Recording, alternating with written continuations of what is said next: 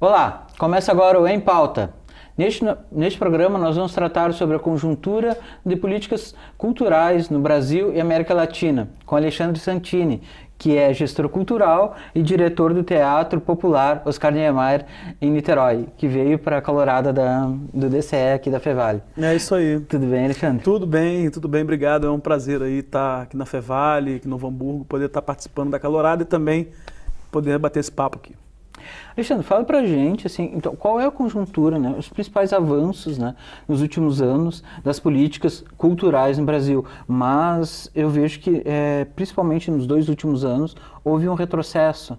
Sim, não sei se estou vendo equivocadamente. Vamos começar lá de trás, né, quer dizer, acho que o Brasil teve um papel muito importante, quer dizer, acho que no contexto latino-americano e também nacionalmente, quando, especialmente durante o período do governo Lula, com a gestão do ministro Gilberto Gil, quando o Gilberto Gil, em 2003, se tornou ministro da Cultura, ele posicionou reposicionou o lugar da política cultural no Brasil, né? Reposicionou o próprio lugar do Ministério da Cultura, que deixaria de ser somente um ministério voltado para apoiar as artes ou determinadas formas de manifestação cultural, para olhar o conjunto da sociedade, né? A chamada dimensão antropológica da cultura, que tem a ver com pensar a cultura enquanto elemento de consolidação da cidadania, elemento, fator importante do ponto de vista também econômico, porque em realidade a cultura também é geradora de emprego, geradora de renda, né? E na sua dimensão simbólica, que tem a ver com a própria construção da identidade e das identidades, da diversidade cultural do país, né?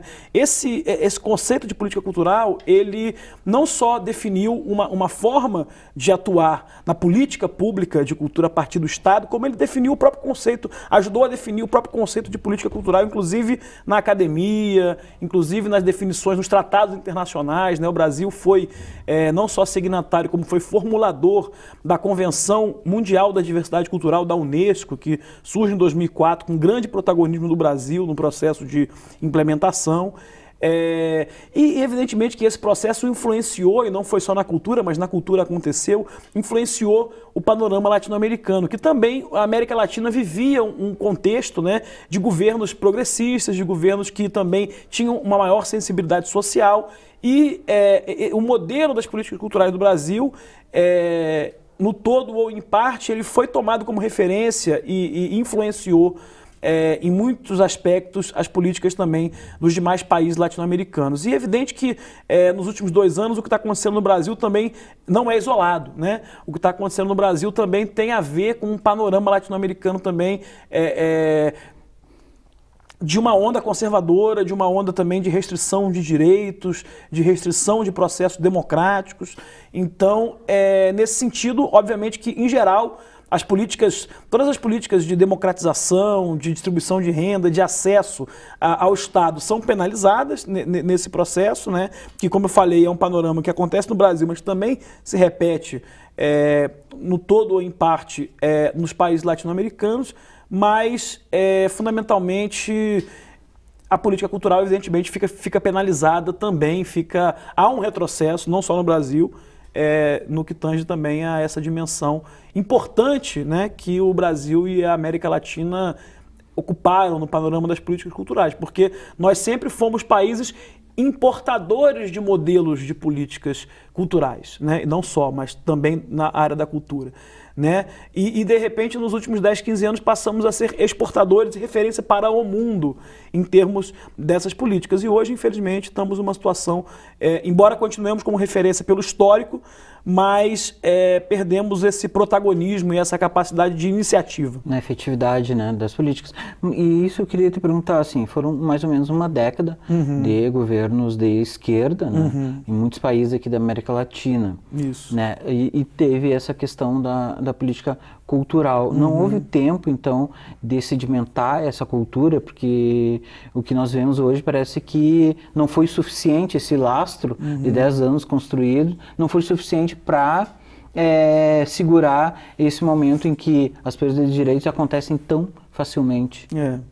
Porque 10 anos também, num período histórico que você vem aí de um processo de décadas e décadas de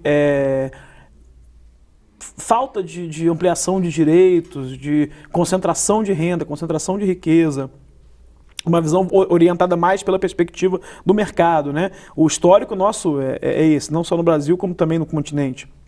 Então a gente tem 10 anos de tentativas de mudar isso, né? E muito rapidamente um retrocesso, um refluxo desses processos, né? Porque, evidentemente, com uma inserção autônoma, soberana e empoderada do Brasil e do continente latino-americano, né, no panorama internacional, ele desagrada também interesses geopolíticos importantes, né? Então, neste sentido, há um processo de desmonte, mas, ao mesmo tempo, claro que você tem algumas estratégias de consolidação, né? Por exemplo, no caso do Brasil, foram aprovadas uma série de legislações na área cultural importantes que se mantêm, quer dizer, a emenda constitucional que institui o Plano Nacional de Cultura, o Sistema Nacional de Cultura, leis ligadas ao mercado do audiovisual. O Brasil hoje tem um dos maiores fundos públicos do audiovisual do mundo, né, que é o Fundo Setorial do Audiovisual, especialmente na área que eu atuo, que é a área da cultura viva, cultura comunitária, com os pontos de cultura, né? O Brasil criou em 2014 e aprovou uma lei, né, transformou em política de Estado, a Lei Cultura Viva, que transformou em política de Estado os pontos de cultura, né, que é a política de fomento e de democratização do acesso não só à produção cultural, mas aos meios de produção da cultura, né? Então, grupos comunitários, quilombolas, indígenas, culturas populares periféricas, grupos jovens da periferia, enfim, toda uma diversidade de expressões culturais do Brasil que foram apoiadas ao longo dessa década e meia. Chegou-se a 4.000 pontos de cultura em todo o Brasil, abrangendo, segundo estudos do IPEA, né, que é o Estudo de Pesquisa Econômica Aplicada, cerca de 8 milhões de pessoas envolvidas nas atividades, né, desses projetos, e isso chegou-se a consolidar como uma política de Estado através de uma lei. Claro que lei é aquela coisa, ela existe, mas para ela pegar, né, como se diz, tem que haver interesse do Estado e tem que haver controle social, mas o fato de ter consolidado a lei é importante como um marco da legislação cultural no Brasil e também como referência para outros países. No Peru se aprovou uma lei também de pontos de cultura, né? Na Argentina tem um processo em curso. Esses programas de pontos de cultura, no caso, por exemplo, desses dois países, da Argentina e do Peru, mesmo com mudanças de governo que aconteceram nesses países também, os programas tiveram continuidade, né? Então, mesmo num cenário de retrocesso, a gente percebe que há continuidades, e especialmente no caso dessa ideia da cultura viva, que na América Latina chama-se cultura viva comunitária, isso hoje é um movimento latino-americano, né? Você teve congressos latino-americanos que reuniram mais de 20 países, em 2013 na Bolívia, em 2015 em El Salvador, no ano passado nós fomos a Quito, no Equador, onde foi o 3º congresso, o 4º vai ser na Argentina em 2019, quer dizer, então também isso gerou, mesmo com esse retrocesso conjuntural que nós estamos vivendo aqui, nesse momento, gerou um movimento na sociedade civil, a partir da sociedade civil na América Latina, que isso não tem como voltar para trás. Quer dizer, embora enfrente dificuldades, mas de fato você gerou uma articulação em nível latino-americano que existe, está atuante, está forte, né? As dificuldades não estariam justamente na concentração da mídia no Brasil, 7 famílias dominando a família, porque a mídia, a maior parte da mídia no Brasil, sendo que essas produções culturais não chegam ao grande público, pelo menos essa é a minha visão. Fica mais restrito, né? Não tem esse acompanhamento da mídia. Não sei se estou equivocado. Não concordo, eu acho que essa é uma parte decisiva. Quer dizer, eu acho que, inclusive, na oportunidade que nós tivemos no Brasil, né, de ter um governo de corte mais progressista, perdeu-se a oportunidade de se fazer uma profunda reforma nos meios de comunicação, e a gente, de certa maneira, está penalizado por isso. Em grande medida, o que aconteceu também, o retrocesso também se deveu a isso, por não ter tido a coragem ou ter se criado as condições num determinado momento para enfrentar esse monopólio, porque a produção cultural, a produção simbólica de um modo geral, ela precisa de veículos, né, de canais de expressão, e tanto a democratização do sinal, né, de TV, de rádio, quanto a regionalização da produção da comunicação, da televisão, do conteúdo, né, da produção de conteúdo, ela teria sido fundamental para que, de fato, a diversidade brasileira aparecesse nas telas, nas casas das pessoas, né? Porque, de fato, o que a gente vê do Brasil hoje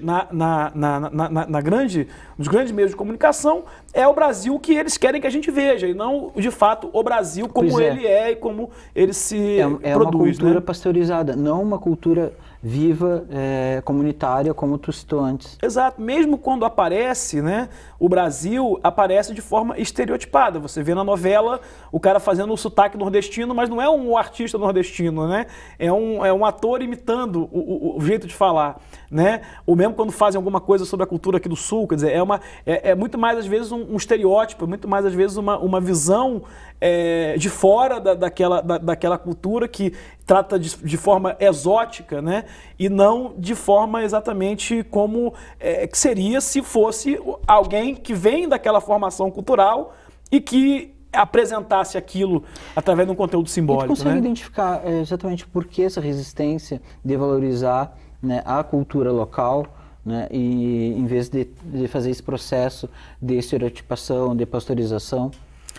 Eu acho que isso tem a ver com a questão econômica, porque o modelo econômico que foi montado, né, o surgimento da indústria cultural no Brasil, especialmente da televisão, ele já surgiu como um modelo concentrado, concentrador, né?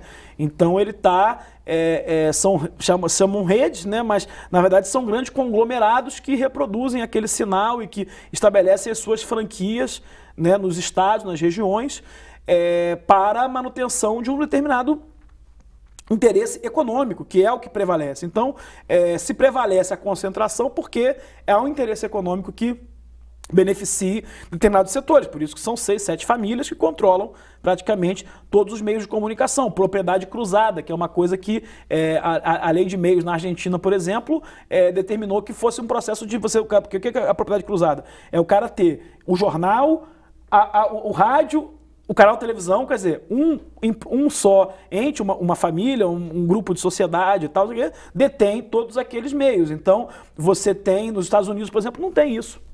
Mesmo nos Estados Unidos, que é, vamos dizer, né, o modelo do liberalismo e tal, né, você não pode ter existem restrições a essa propriedade cruzada. Então, aí eu acho que aqui se optou por esse modelo em detrimento de um processo que poderia ser de desenvolvimento local, porque você poderia ter, por exemplo, televisões públicas locais e incentivo a isso, televisões e rádios comunitárias independentes que ganhassem também, não só subsídio governamental, verbas publicitárias e tal, mas também apoio do empresariado, da iniciativa privada local e tal. Optou-se por esse modelo, construiu-se, na verdade, a implementação, né, do parque mesmo da indústria audiovisual, televisiva e de comunicação no Brasil em torno de um modelo concentrador. Isso aí você não muda por um ato de vontade, porque quem detém o privilégio da concentração não vai querer abrir mão desse privilégio. Por outro lado, você teria que criar Por isso que eu acho bacana, estou aqui na TV aqui da Fevario, né, para puxar a brasa para a sardinha de vocês, mas eu acho que quando uma instituição, né, mesmo que, enfim, comunitária, filantrópica e tal, se propõe a estabelecer um canal de comunicação, é importante porque ela vai veicular conteúdo local, ela vai trazer o papel, né, da própria sociedade, da comunidade, do entorno, da cidade, da região, para a tela, é o que vai aparecer, né? E isso é muito importante porque isso é democratização da comunicação de forma efetiva. Alexandre, eu gostaria que tu comentasse, né, uma frase que eu li numa entrevista que tu deu, que é preciso politizar a cultura e culturalizar a política. Mas eu pedi para te responder depois do nosso intervalo. Tá bom. O Em Pauta volta já já.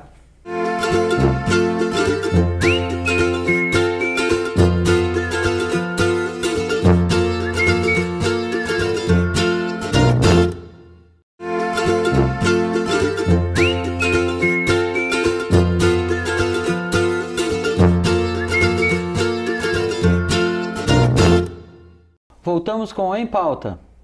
Hoje estamos tratando sobre a conjuntura das políticas culturais no Brasil e América Latina. Estou com o Alexandre Santini e no bloco anterior, Alexandre, te perguntei, né, que tu tinha uma frase, né, politizar a cultura e culturalizar a política.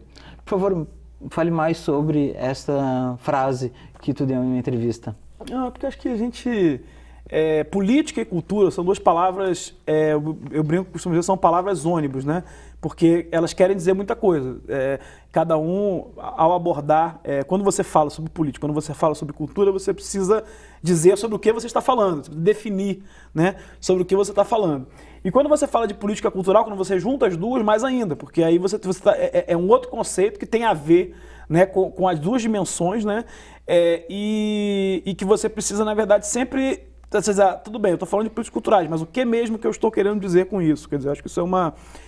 quando eu falo de política, ainda mais no momento que a gente vive na sociedade, que há uma certa demonização da política, há uma certa coisa, né, com a política como se fosse uma coisa associada à corrupção, associada o que é feito também em nome da política, mas em nome da política também são feitas outras coisas boas, importantes, positivas, necessárias para a sociedade e que não estão tão relevadas assim, né, no debate público. E cultura também, cara, cultura é teatro, é cinema, não, mas cultura também é as tradições, né, a diversidade cultural, o jeito como um determinado povo se expressa, a cultura é a língua, a cultura é muita coisa, né, então você tem que enquadrar de que dimensão nós estamos falando quando estamos falando de política e de cultura. E acho que existe, especialmente no momento que a gente vive na humanidade, né, onde a economia do conhecimento, da informação, ela é basicamente o grande ativo, né, que move as relações sociais, econômicas,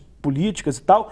A cultura ela é um elemento fundamental da política, no sentido de que não existe...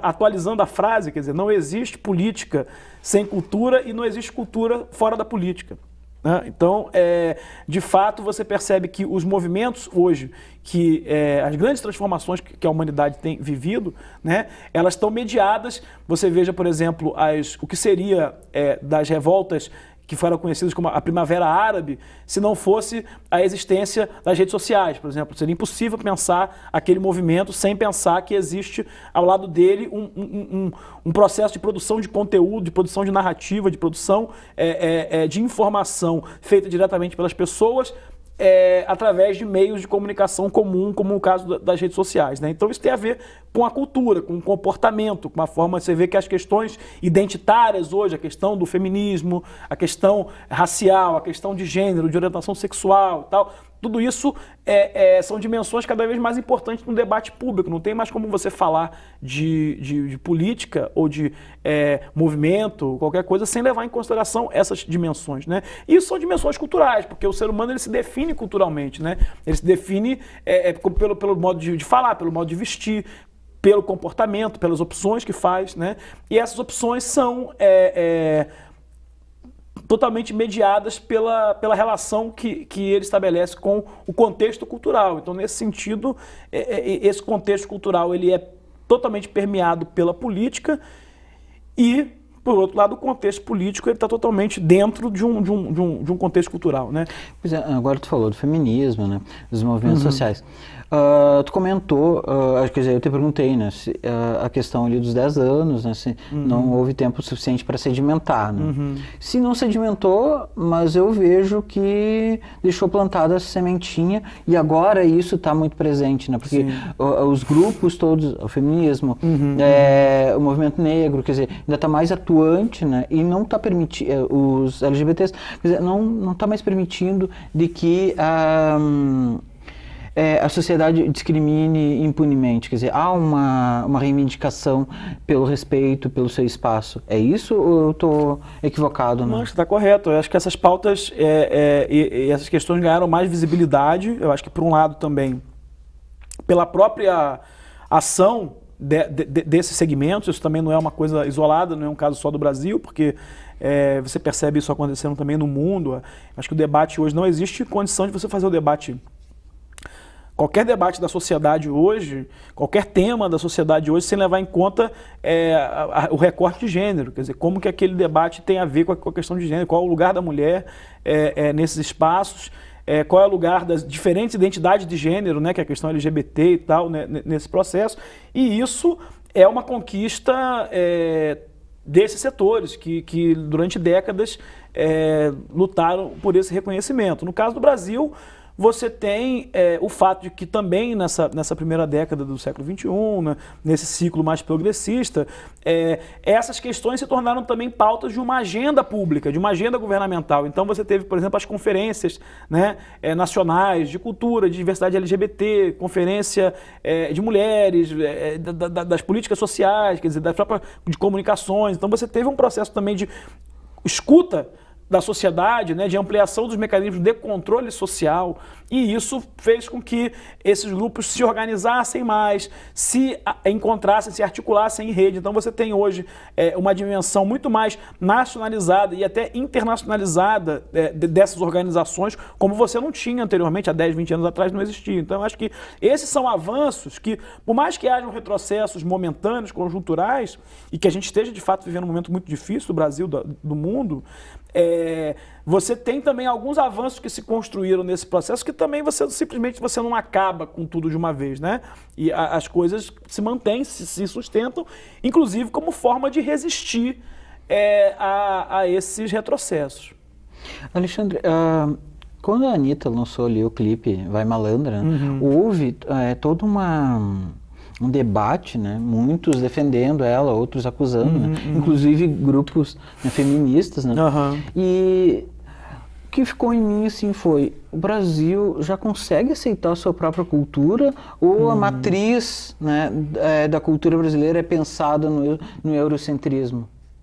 Eu acho que esse negócio da Anitta, ele nos coloca bem na contradição desse debate, né? Porque, por um lado, o que é o clipe da Anitta? Quer dizer, gostemos nós ou não, ela fez um produto para o mercado internacional, ela fez um produto para dialogar com o mercado da música pop, e ela teve sucesso nisso aí.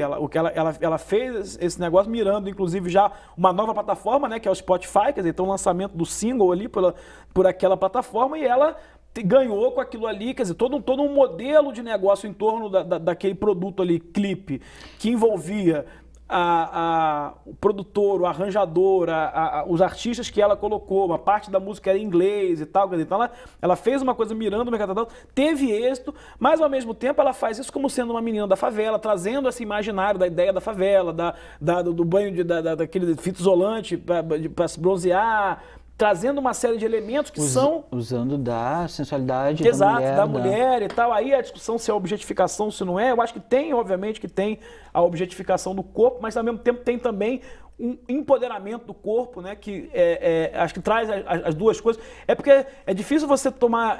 hoje em dia você tem que tomar partido de uma coisa, se você ser contra ou você a favor, ou radicalmente contra ou radicalmente a favor. E no caso dessa coisa da Anitta, você tem que olhar o conjunto, né? Você tem que olhar que, na realidade, eu, por exemplo, olho por um lado que eu acho super empoderador, eu até escrevi um artigo sobre isso, que eu acho super empoderador no sentido do feminismo, que é o seguinte: a figura do malandro na cultura popular, especialmente no Rio de Janeiro, ela é uma figura predominantemente masculina, né? O lugar da mulher, inclusive, é o pior possível. Eu falava mulher de malandro, né, que gosta de apanhar, essa coisa. Então o malandro sempre é aquele cara, chapeuzinho de palha, de terno branco. Então é o cara da malandragem, da boemia, do samba, etc e tal. Então se criou essa cultura do malandro, e é uma cultura totalmente voltada, que tem o homem no centro, né? Quer dizer, ao se colocar como a malandra, ela dá uma invertida, por exemplo, nessa... Ela quebrou entre esses parâmetros, né? Tanto a questão do malandro ser mulher, quanto fazer um produto internacional com a favela. Com a favela, utilizando essa de forma positiva, porque você sempre... Os caras veem a favela, veem a coisa sempre... O aspecto da violência, o aspecto da pobreza e tal, são aspectos já amplamente difundidos e conhecidos, né? Ela trata de um outro aspecto, onde existe ali uma vida em comunidade, uma sensualidade própria, um jeito um comportamento, uma atitude própria. Então o negócio da fita isolante, do biquíni fita isolante, virou fantasia de carnaval no Rio, no carnaval de rua esse ano, quer dizer. Então criou símbolos também, trouxe símbolos, né, dessa cultura, e transformou que é transformar o tabu em totem, né? Quer dizer, tirar a coisa ali daquele lugar de lugar de pobre, de opressivo, de não sei o quê, e colocar isso, dar isso um outro status, né? Então, esse negócio da Anitta nos faz pensar nisso tudo. O que eu quero dizer é que eu também não estou dizendo assim, é bom ou é ruim. Eu acho que a gente tem que olhar como um fenômeno cultural, né, da sociedade, do momento que a gente vive, e analisar ele por vários aspectos. Eu acho que é um pouco o que eu procurei fazer. Eu acho que tem muita gente que tentou também discutir sobre sobre um olhar mais amplo essa questão, né? Alexandre, nesses tempos de ódio que nós estamos vivendo, sobretudo nas redes sociais, né? Exatamente esse separatismo que tu falou, ou tu é contra, ou é a favor, né? Não tem meio termo, não tem borrão, é tudo muito exato. A cultura, de que forma ela pode quebrar este ódio, ela pode conseguir dialogar com os extremos? Eu acho que através da cultura nós temos, vamos dizer assim, talvez uma saída ou uma possibilidade de sobreviver a essa crise, que a crise que nós estamos vivendo não é só uma crise política, uma crise econômica, ela é sobretudo uma crise civilizatória, no momento onde a própria ideia de civilização, de humanidade, de democracia, que a gente construiu ao longo dos 200 anos, que a humanidade construiu, está em xeque, está sendo duramente questionada, de dentro e de fora da sociedade, dessa sociedade, né? Então, eu acho que porque a cultura ela fundamentalmente é o lugar da convivência das diferenças, né? Então, não existe um ambiente de cultura livre sem se levar em conta a diversidade, que é condição fundamental para o exercício dos direitos culturais num quadro de democracia, né? Você tem que reconhecer que há uma diversidade de culturas, de modos de vida, de ponto de vista, e que essa diversidade tem que conviver.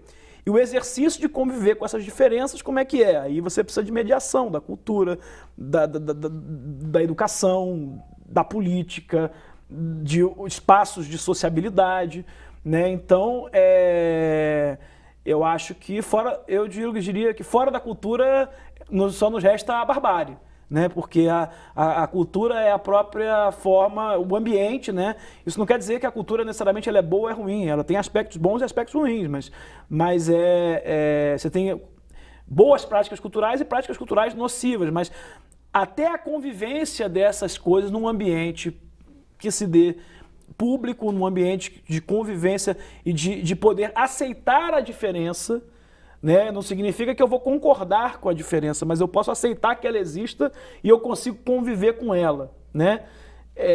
O ambiente da diversidade cultural lhe permite fazer isso. Fora desse ambiente, o que vai imperar é o autoritarismo, é a intolerância, em última análise, a barbárie, né?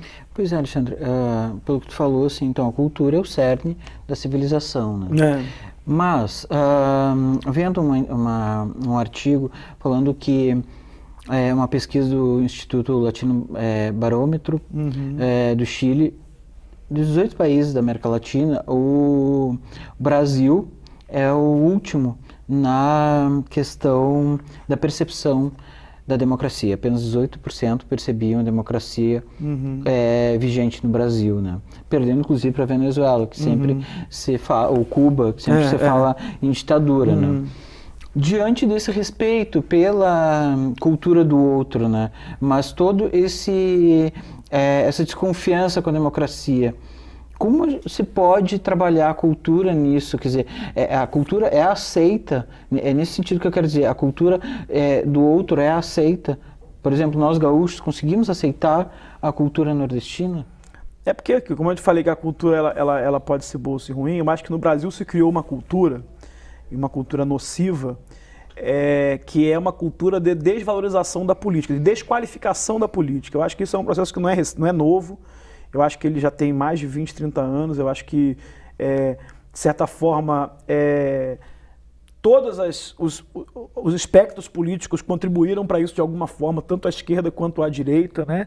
Uma demonizava a outra, como dizendo que aquilo era politicagem, era corrupção e não sei o quê, quando na realidade você tem uma corrupção inerente ao sistema e que ela só vai mudar na medida que hajam mudanças estruturais, né, no próprio sistema de representação, no próprio sistema político. E aí você teve um processo de desqualificação da política. Então, isso é que gera, do meu ponto de vista, a percepção de que há uma desconfiança da democracia, porque se a pessoa não acredita que que o cara vota, todo mundo no Brasil tem, o voto é obrigatório e as pessoas vão votar, embora cada vez mais cresçam os índices de abstenção.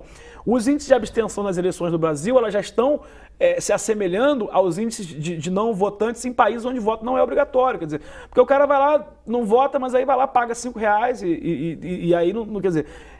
na realidade, esse exercício, o cara fala, eu vou lá votar, mas eu vou votar e não vai mudar nada. Ou o cara vota, ele reclama da política, mas na hora dele votar, ele vai votar segundo o interesse ali imediato, ou o cara que vai prometer a ele uma vantagem individual, ou que faz algum benefício ali momentâneo, mas que não tem...